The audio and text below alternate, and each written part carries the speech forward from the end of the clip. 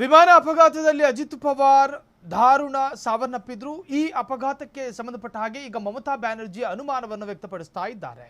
ಅಜಿತ್ ಪವಾರ್ ಮೃತ್ಯು ಪಿತೂರಿ ಶಂಕೆ ಎಂದು ವ್ಯಕ್ತಪಡಿಸಿದ ಬ್ಯಾನರ್ಜಿ ಸುಪ್ರೀಂ ಕೋರ್ಟ್ ಮೇಲ್ವಿಚಾರಣೆಯಲ್ಲಿ ತನಿಖೆ ಆಗಬೇಕು ಎಂದು ಆಗ್ರಹ.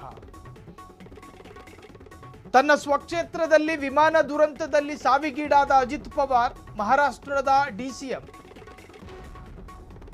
ಈ ದುರಂತದಲ್ಲಿ ಸಾವನ್ನಪ್ಪಿರುವುದು ಅನೇಕ ಅನುಮಾನಗಳಿಗೆ ಎಡೆಮಾಡಿಕೊಟ್ಟಿದೆ ಅಂತ ಮಮತಾ ಬ್ಯಾನರ್ಜಿಯ ಅಭಿಪ್ರಾಯ. ಮಮತಾ ಬ್ಯಾನರ್ಜಿ ಹೇಳ್ತಾರೆ, ಸುಪ್ರೀಂ ಕೋರ್ಟಿನ ಮೇಲ್ವಿಚಾರಣೆಯಲ್ಲಿ ಇದು ತನಿಖೆಯಾಗಬೇಕು, ಕಾರಣ ಇದರಲ್ಲಿ ನನಗೆ ಅನುಮಾನಗಳಿದಾವೆ ಅಂತ. ಈ ಹಿಂದೆಯೂ ಅನೇಕ ಅಪಘಾತಗಳು ದುರಂತಗಳು ಸಂಭವಿಸಿದೆ. ರಾಜಕಾರಣಿಗಳನ್ನ ವ್ಯವಸ್ಥಿತವಾಗಿ ಕೊಲ್ಲಲಾದ ಅನೇಕ ಪ್ರಕರಣಗಳಿದಾವೆ. ಹಾಗಾಗಿ ಇದನ್ನ ಗಂಭೀರವಾಗಿ ಪರಿಗಣಿಸಬೇಕು. ಜೊತೆಗೆ ಸುಪ್ರೀಂ ಕೋರ್ಟ್ ಮೇಲ್ವಿಚಾರಣೆಯಲ್ಲಿ ತನಿಖೆ ಆಗಬೇಕು. ಈ ಚಾರ್ಟರ್ಡ್ ಫ್ಲೈಟ್ ಯಾವಾಗ ಹೊರಡುವ ಮುನ್ನ ಫ್ಲೈಟ್ ನಲ್ಲಿ ಯಾರ್ಯಾರಿದ್ರು,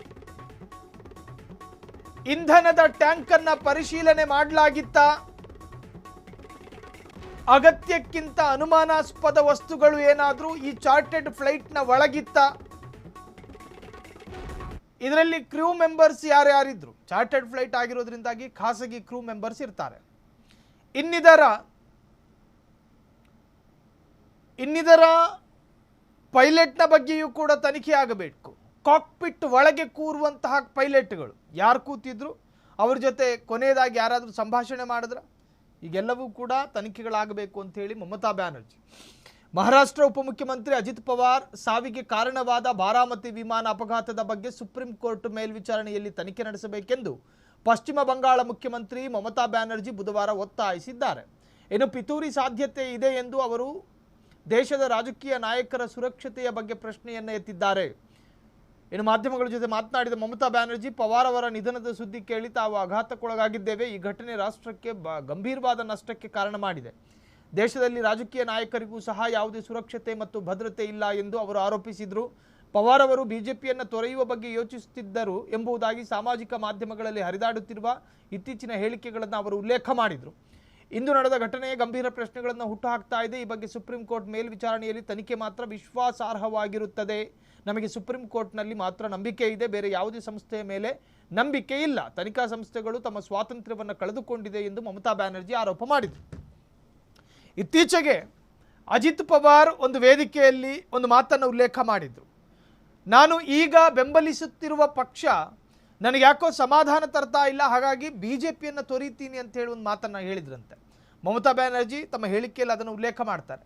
ಇವರು ಬಿಜೆಪಿಯನ್ನು ತೊರೆಯುವ ಮಾತನ್ನಾಡಿದ ಕೆಲವೇ ದಿನಗಳಲ್ಲಿ ವಿಮಾನವೊಂದು ಅಪಘಾತಕ್ಕೀಡಾಗುತ್ತೆ, ಅದರಲ್ಲಿ ಅಜಿತ್ ಪವಾರ್ ಸಾವನ್ನಪ್ತಾರೆ.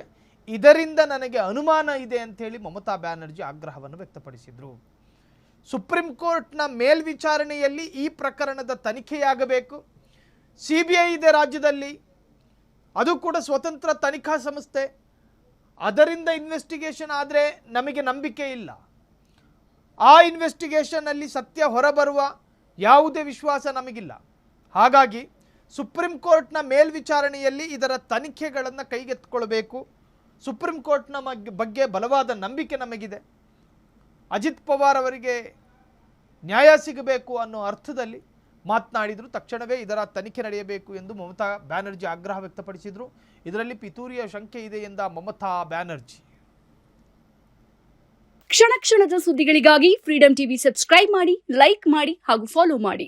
ಹೊಸ ಸುದ್ದಿಗಳ ನೋಟಿಫಿಕೇಶನ್ಗಾಗಿ ಬೆಲ್ ಐಕಾನ್ ಮೇಲೆ ಕ್ಲಿಕ್ ಮಾಡಿ.